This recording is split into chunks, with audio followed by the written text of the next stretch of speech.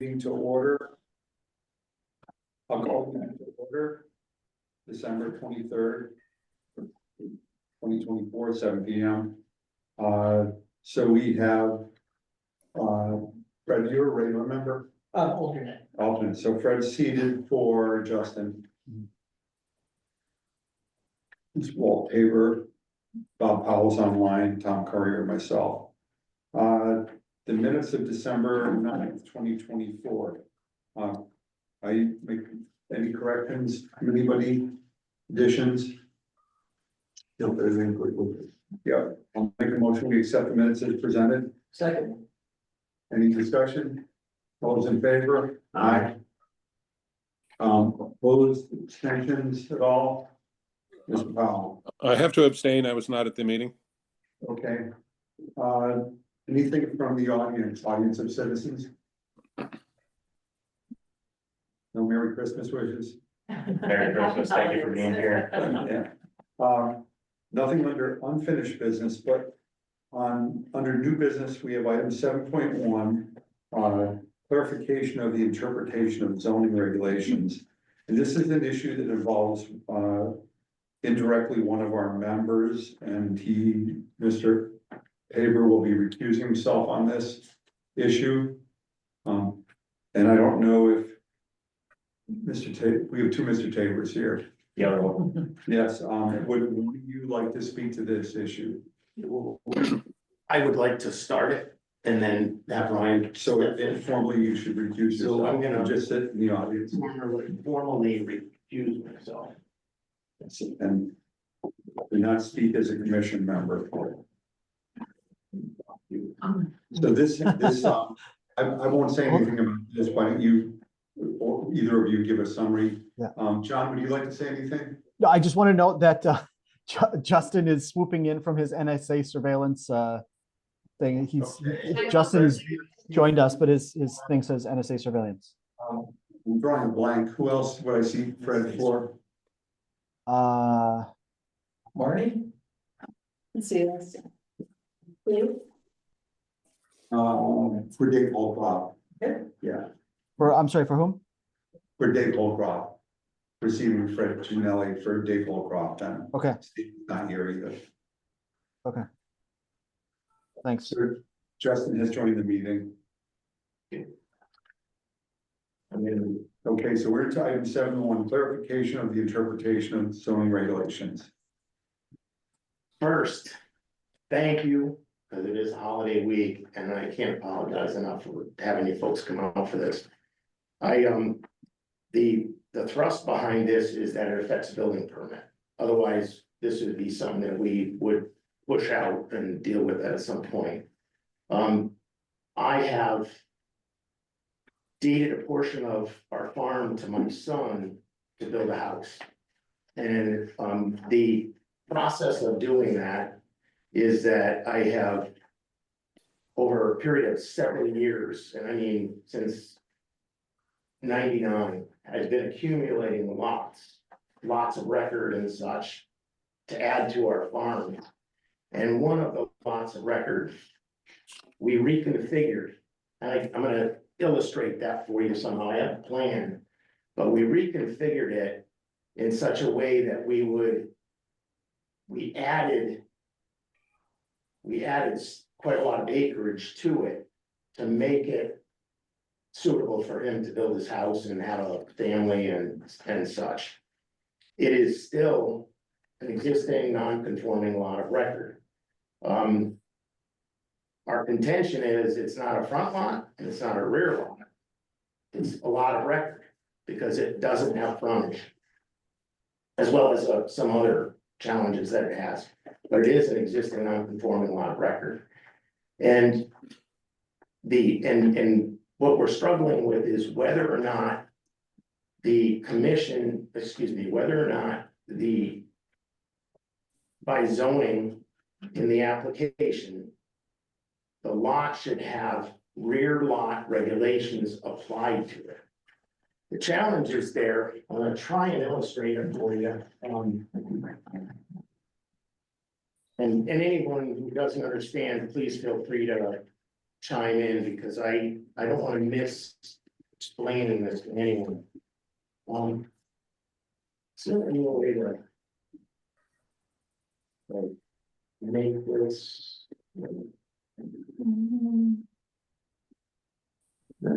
help at all? Hey, Ryan, why don't you come here and help me hold this? Because they can. Net blocking. Help if I took a photo of it and I emailed it to you, And then I and Oh, What, to John. It's Sorry, already- which, are you holding the new configuration? Yes. Yes, I can put the GIS on the screen if that's useful. Oh, that would be great. That would be great.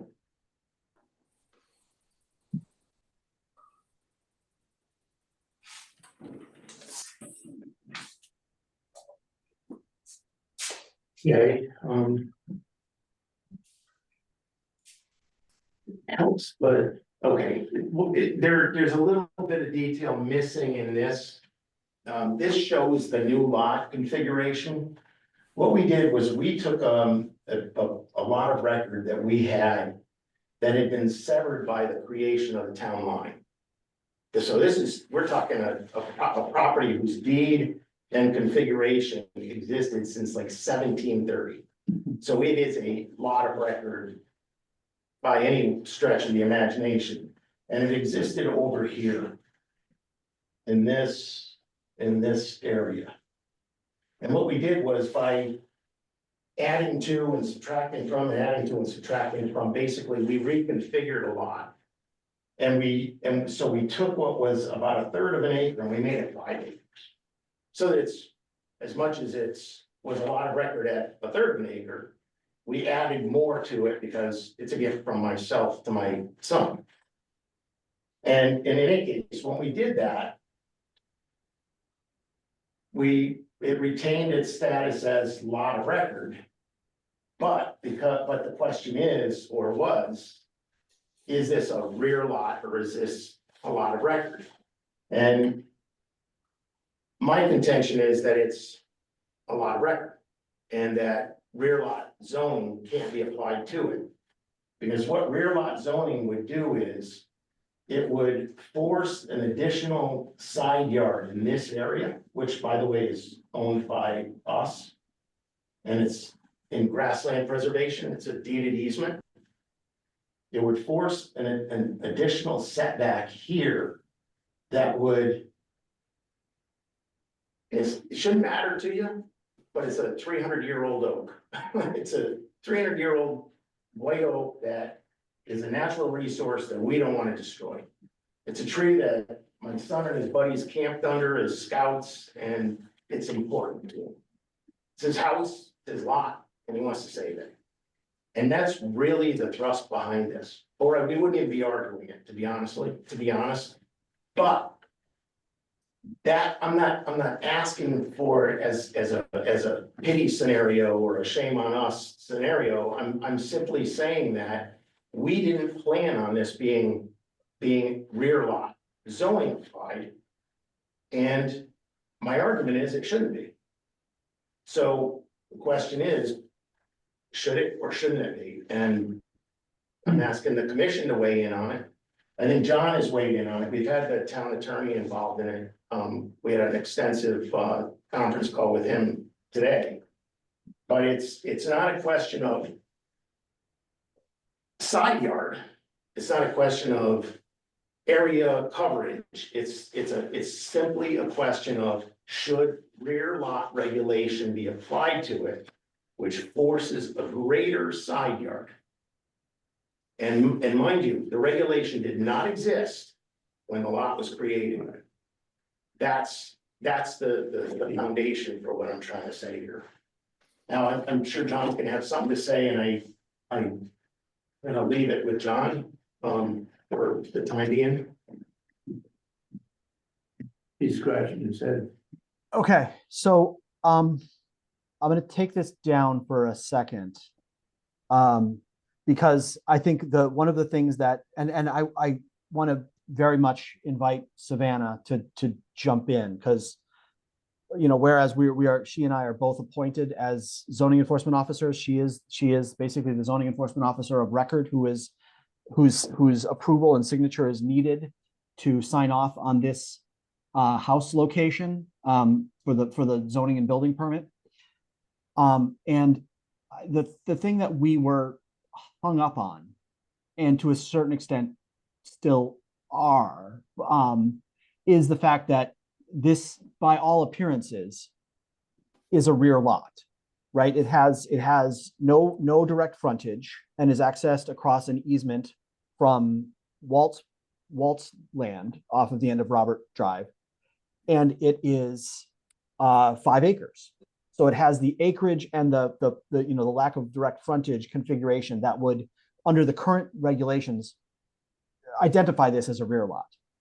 And if that was the case, the setback for the location of where they want their house would not be met, because it's a 50-foot setback for rear lots.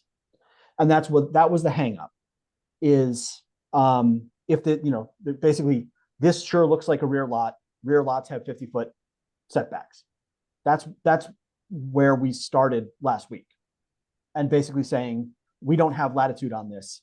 It's a rear lot. It's 50-foot setback. You're going to need to either move the house or get a variance. That was our interpretation. Upon talking this through a lot, and with Walt and Ryan Tabor, and with attorney Rich Roberts and Savannah, we have a different potential interpretation that derives more from the intent of the regulations than the black and white language of the regulations. And so this is why we would like the commission's input in support of, or frankly, to dismiss this sort of alternative approach. As Walt said, this is an existing, very, very old lot of record. That, the lot has existed since the early 1700s, right? But it is that its configuration in the early 1700s and until last year was a small triangle of about 6,000 square feet, or 0.14 acres, way down, farther south in the middle of Walt's field, in a field of his other property. So it was a landlocked, 6,000 square foot triangle without direct frontage.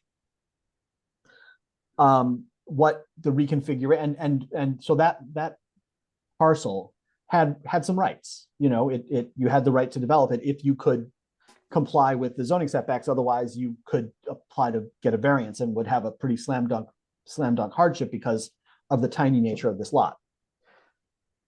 Looking at and so what the Tabors did was to move this lot, while keeping it a single lot, and make it a lot more conforming. They made it much larger, closer to the road, shorter driveway, certainly large enough for septic systems, all that stuff. And in so doing, left some questions about what are the applicable regulations. Now we have a bunch of regulations for how to develop non-conforming lots and what the setbacks are for non-conforming lots. And those are largely applied to the Lake District. So if you've got only a 10,000 square foot lot, your setbacks are reduced, right?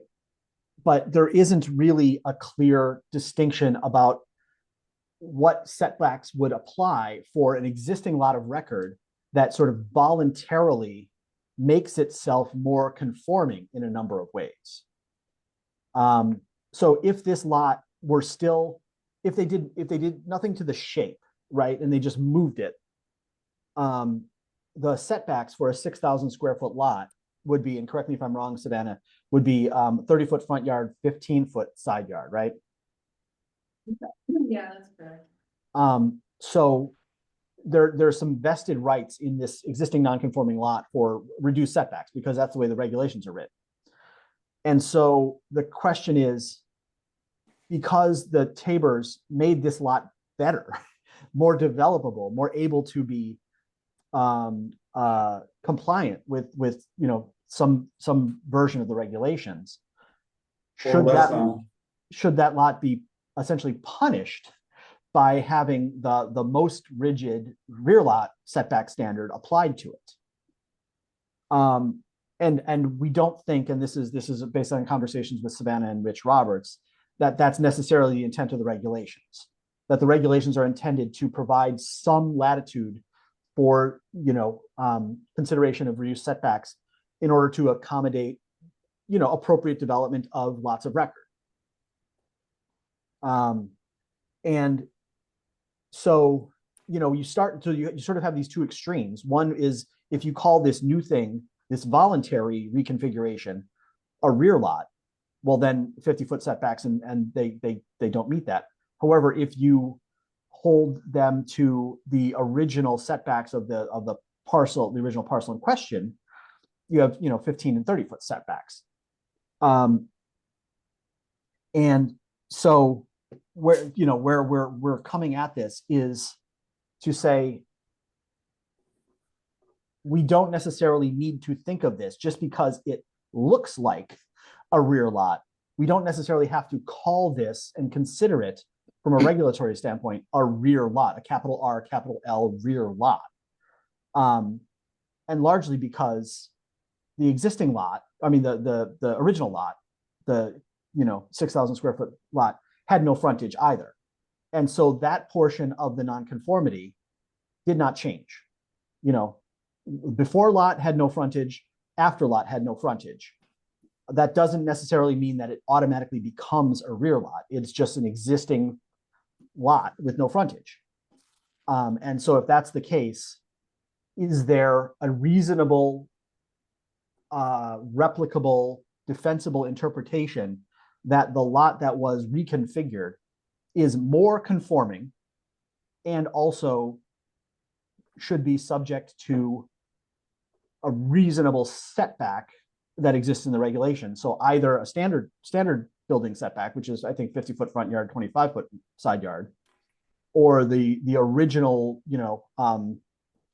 non-conforming lot, which is 15 and 30. And so this is obviously a highly unusual situation that the regulations don't specifically cover when we're talking about non-conforming lots, and particularly the reconfiguration of non-conforming lots to make them more conforming, if not perfectly conforming in every way. They've removed almost all of their non-conformities.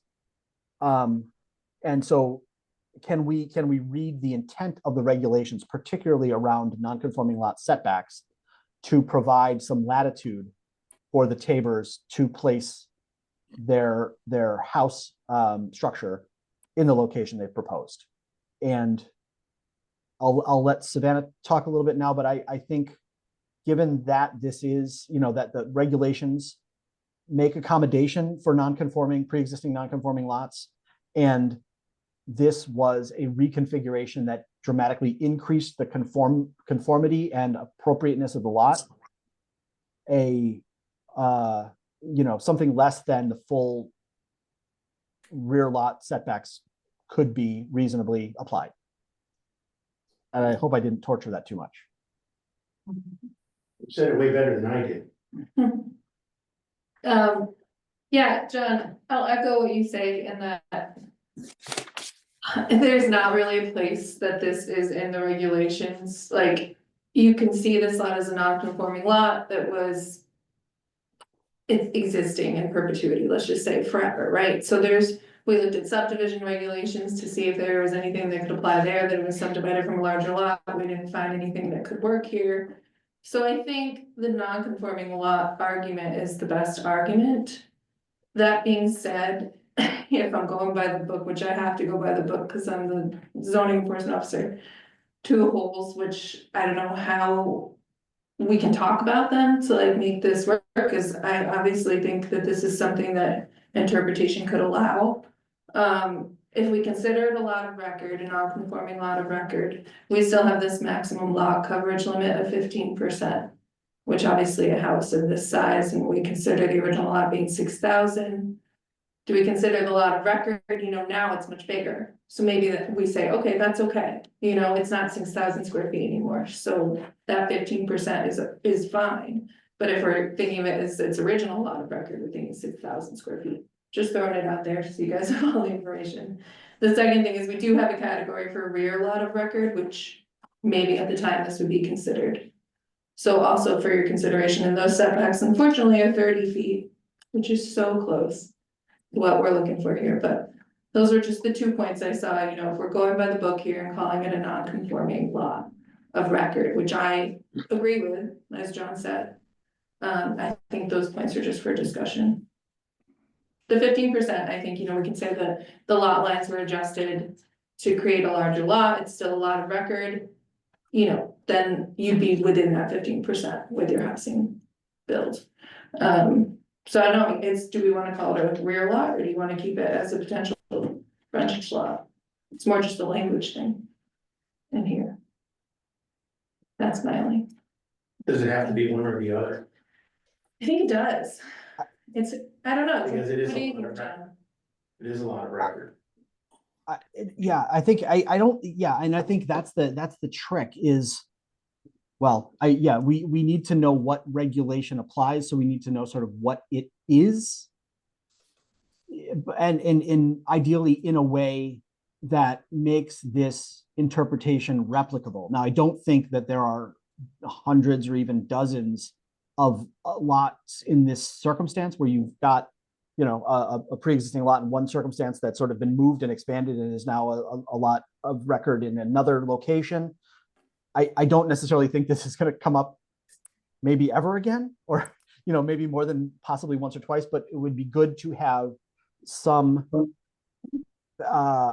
explanation for what we're doing that would be replicable in our interpretation. Sure, So so then I have the a argument- couple questions. If Then I the, can throw then the them out. argument would be that it is a front lot with no frontage. I don't, yeah, let me just throw out some questions. So if this was a non-conforming lot, not designated as a rear lot, just because it's neither a front lot nor a rear lot, just a lot of record that exists. It has it in perpetuity, but it's been reconfigured. If it was its original size, the side yard setbacks could theoretically go down to 15 feet, and the front yard's setback would be 30 feet. Per the zoning chart for non-conforming lots. Now that you've added more land to this lot, you made it less non-conforming. So that's, in every case, we'd like to see that happen in the zoning regulations. And the question is whether that changes what the lot coverage is allowed to be percentage-wise. And number one, and number two, does it change the setbacks to trigger the setbacks for a non-conforming rear lot? Or should we consider the setbacks to be the setbacks that would be applied if it was its original size? Does that Excuse me, sound? Rick? There's a third Hold on a sec. Yeah, Bob? I've got a couple questions. One, I really would have appreciated this being sent out to us ahead of time so we could review it. It's pretty complex in my mind. So I've got about 5 questions. We can discuss them as we go along, or I could go through. Let's do them one by one. Question 1 would be, are we allowed to relocate a lot of record? Is that allowable within our zoning code? And that if that lot of record is relocated, does it have to be the same size and configuration? No, So if I have a 6,000 square foot lot, I can relocate it as a 5-acre lot? yes, you couldn't go the other way around. Why not? Because that would be creating a nonconformity. Okay, what if I went from a 5-acre lot to a 50,000 square foot lot? That would be fine. Because that's within the regulations. Yes, Okay, yes. so I can And the other part is it's one lot in both cases. You're not creating a new number of lots, right? You start with one, you end with one. And so if you started with one and ended with 2, that's a subdivision. Got it. Okay. When was this new lot created? January of last year, of this year, January 2024. Okay, so when this applicant relocated this lot, they knew exactly what the zoning regulations were. They knew what the setbacks would have been. They've created something. So all of a sudden now they've created their own hardship. I think if this went to planning and zoning, it probably would not be accepted because they have created their own hardship by creating this new lot. No, Bob, I don't Well, see that.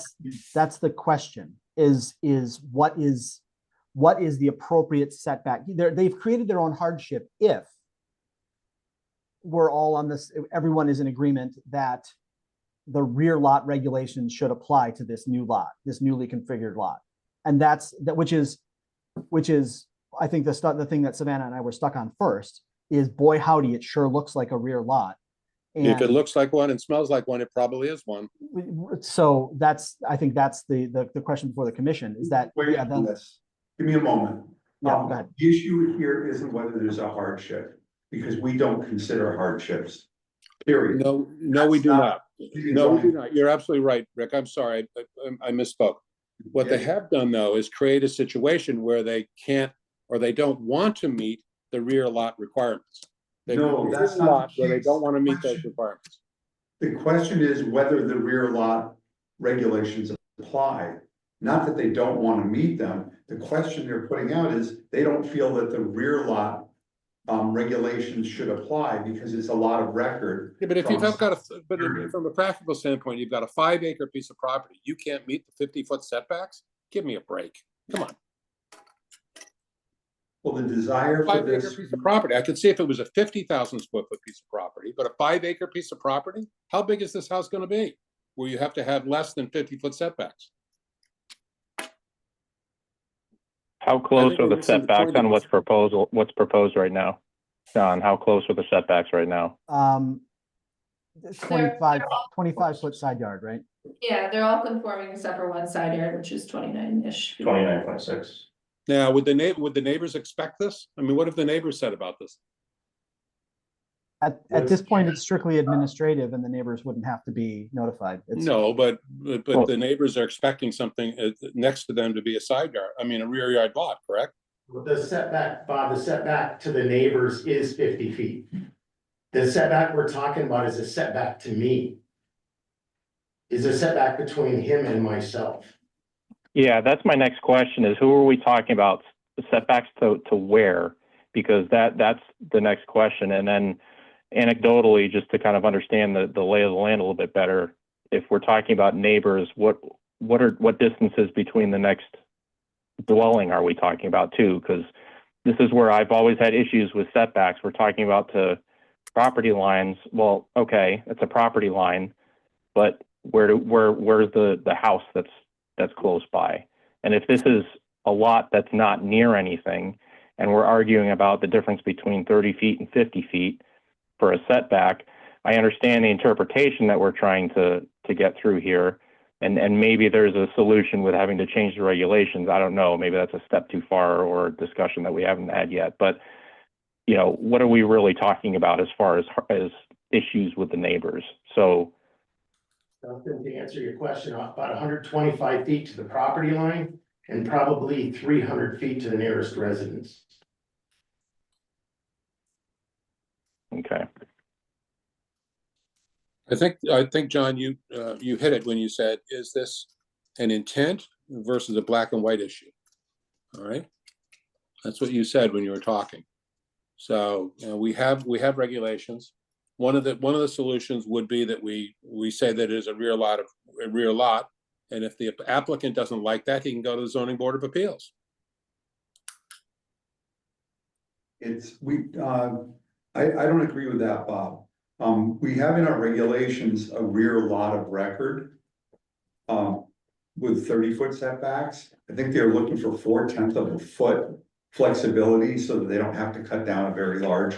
We can move it 4/10 of a foot if that was the requirement. Yeah, from my perspective, you know, if we were being creative, and I don't know that we should or shouldn't, I'd rather throw that out to the commission to consider. We'd say that the original lot would have required 15-foot setbacks. They made the lot larger, which ends up triggering, from my perspective, section 10.4.2 under item A, the last line in the table. It's a rear lot of record, allows 10% lot coverage, and requires 30-foot setbacks. And So the question, I think, in my mind, is whether or not the original lot size would trigger that setback, or the new, the non-conforming rear lot, because it doesn't have any road frontage, that automatically, in my mind, makes it a non-conforming lot.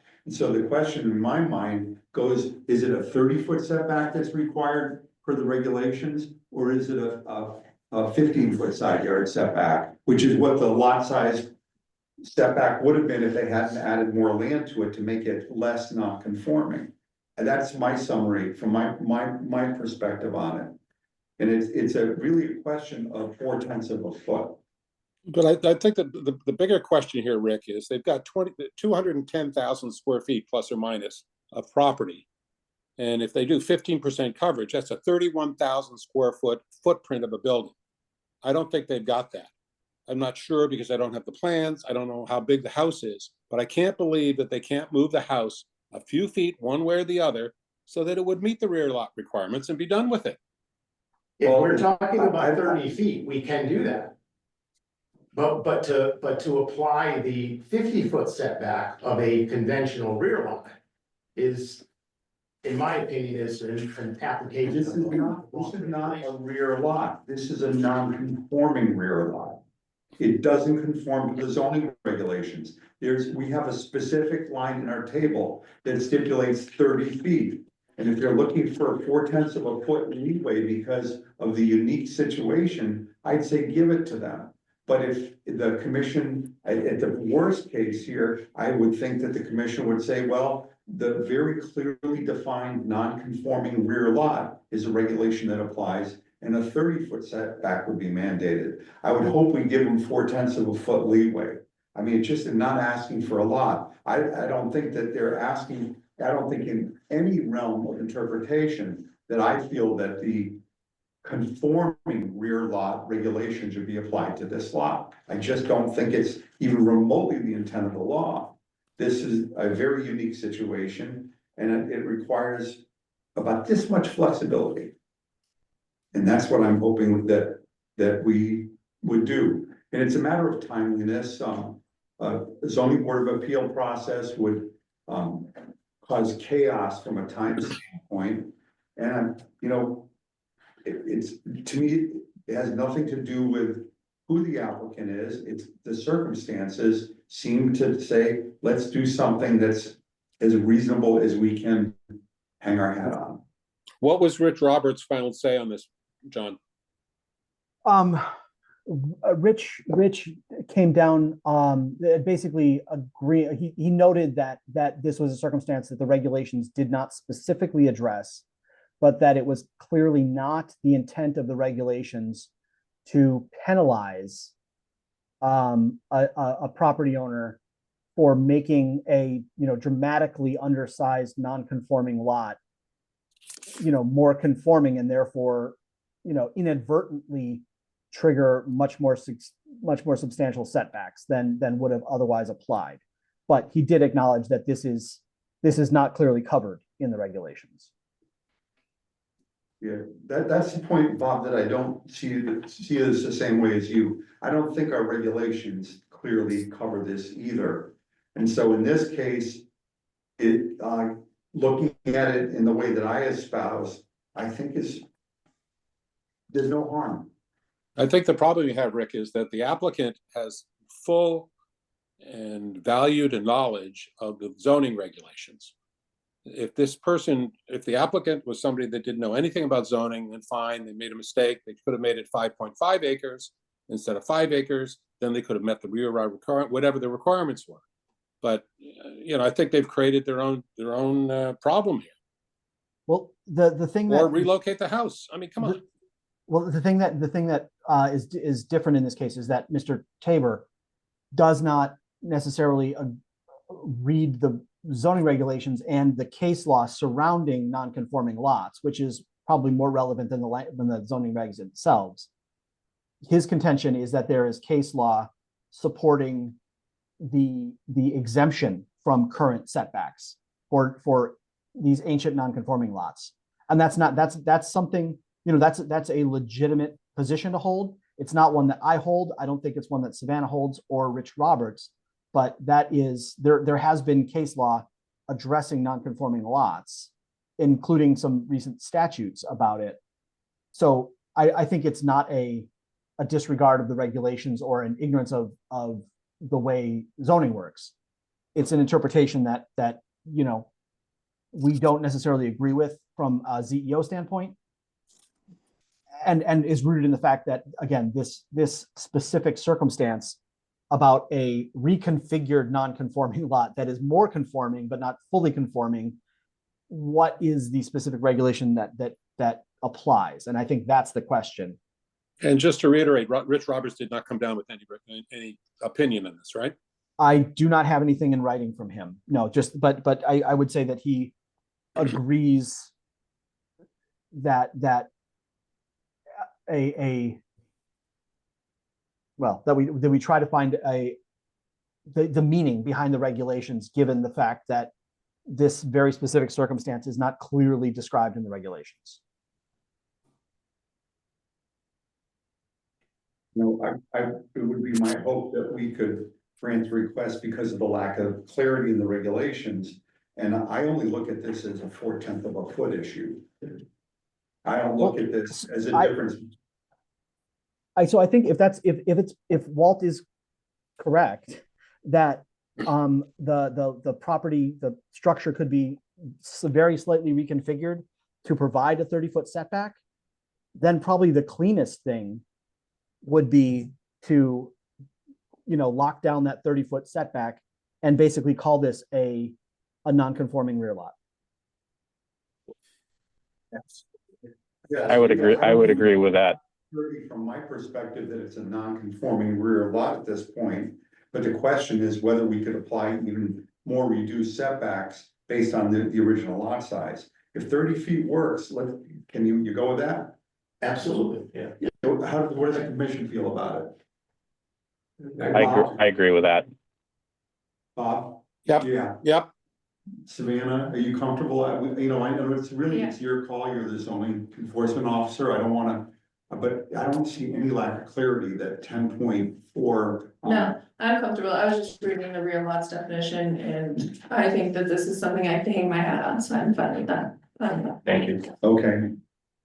I'm a little concerned about Bob's concern, and I gotta elaborate a little bit. I want you to understand, Bob, that when we approached this, this was a case of, I would give him 100 acres. I would give him 150. It didn't matter to me. It wasn't about trying to manipulate anything. It was about giving him a substantial parcel for him to raise his family. It was by the engineer's design, and by the way, the engineering firm that he hired, not me, I wasn't involved in it, designed the parcel with their assumption of what the side yard, front yard and rear yard were. Again, I wasn't in the picture at all. I didn't even look at the plan. In fact, I didn't even have a copy of the plan until about 3 days ago. It was by that the situation was created, because Ryan located his house based on where he wanted to. It had to do with tradition, where he and his buddies camped under the oak tree, and there's a lot to it. I mean, this is like you're building your first house, Bob. You did it how you wanted to, where you wanted to. And then, the situation evolved into a challenge before ZEO to get a building permit, because we thought we were talking about 20 feet or something. We're talking about 4/10 of a foot. There's no need to be here tonight, honestly. It really is an entirely innocent effort to try and resolve a problem. That's it. I hope you understand. You would, John, suggestion, should we make a formal motion that we give a perspective on the zoning regulation, or is a consensus sufficient? I think either one. I would look to Savannah on that. If we believe we've received basically consensus from the commission that this reconfigured non-conforming lot should be subject to the non-conforming rear lot standards, I think Savannah can probably run with that. Yeah. Yeah. Okay. So if you, Mr. Chairman, believe that you have that consensus? you know, I think this is a unique circumstance. I don't want to create a precedent. Somebody else might, enlarge at a later time, but I think clearly the worst case perspective that I have, I don't want to question your interpretation, Savannah. You do great work. But clearly it's clearly still a non-conforming lot. It doesn't conform with our current zoning regulations. So 30 foot for the setbacks per that 10-4 would apply. If we were stretching, we go at the smaller lot setbacks, but I think that would be a bit of a stretch. Don't need to, Okay, don't need to. okay, Thank you. good. Sounds good. Thank you, everybody. So sorry you guys had to be here tonight. Thank you, really. No. Thank you. Oh, This is what we do, you know, we just want to be. You know, it has nothing to do with Walter, being a recused commission member, right? I would take his perspective for anybody, you know, I want that on the record too. I'm gonna tear through the rest of this and not really conduct our full meeting, unless there's anything pressing, John. I don't know if you heard this. John? Yes, sir. Anything else? The rest of the items that are on the agenda, we can handle these at our next meeting, or is there anything pressing time-wise? Yeah, no, there's nothing else present. Okay, I'll make a motion to adjourn. Before that, one last time, John, I would request that all things of this nature be sent out to us beforehand so that we can look at them. It's a it was a very complicated process. All right. Yes. Complicated issue, and I really would have liked some time ahead of time to know about this and to look at plans. I really would have. Okay. Yeah. I apologize. I thought we did not put the building plans in the agenda packet. I guess we There's did. nothing in the package, nothing, not even the site plan. Okay. Yeah, and I mean, and part of this was kind of a disagreement of interpretation that we had basically on Thursday when the packet was going out, and we didn't have the conversation with Rich Roberts until about 3 o'clock this afternoon. Yeah, but that So, doesn't mean you can't sure. send stuff out. Sure. Stuff could have been sent out, even though you didn't have feedback from Rich Rogers, which we still don't have, basically. I mean, he was non-committal. But I really want stuff ahead of time, or I'm not going to be able to approve anything or vote anything or anything like that. It's just not fair for us to be short-sighted, Right. short-changed on this, a last-minute type of thing. Sure. I acknowledge that. I appreciate it. We can send out more information. The other trick to this is this actually isn't your call. This is a zoning interpretation, and that's Savannah's job. In this case, If you want us yeah. to Sure. to intelligently respond to what you're talking about, we should have the stuff ahead of time. Of course, If you don't want to send it to us, then we're not going to comment on it. Forget it. that's fair. kind of my fault. Anything else that we should bring up this evening? I don't want to adjourn too prematurely. Everyone comfortable with adjourning? I'll make a motion to adjourn. Second. All those in favor? Aye. Aye, we're adjourned. Thank you for your time. Merry Christmas to everybody. Thank you. Have a Merry next holiday. If you don't celebrate Christmas. See you guys. Happy holidays. Merry Christmas, everybody. Thank you. Oh.